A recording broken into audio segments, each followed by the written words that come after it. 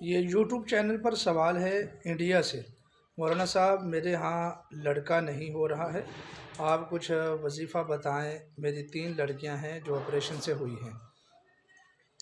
بیٹے کے لیے بہت مجرب وظیفہ قرآنی وظیفہ ہے، ایک نبی کی دعا بھی ہے۔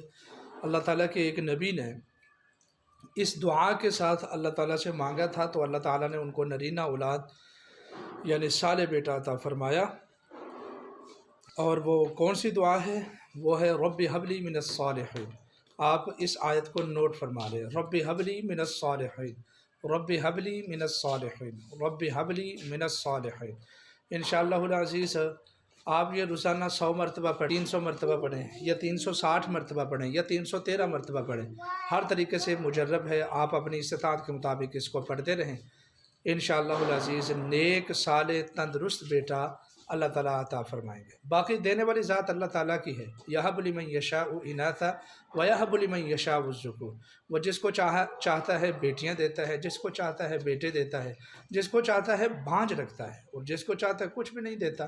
وہ اپنی مرضی کا مالک ہے، تو اس لیے البتہ اگر اس سے مانگا جائے اس میں ہمیں اجر بھی ہوتا ہے، ثواب بھی ہوتا ہے، اللہ راضی بھی ہوتا ہے۔ قرآن مجید کی آیت کا وظیفہ ہے، انشاءاللہ اس سے ثواب بھی ہوگا اور آپ کا مقصد بھی آپ کو مل جائے گا۔ نرینہ اولاد کے لیے یہ مجرب عمل ہے۔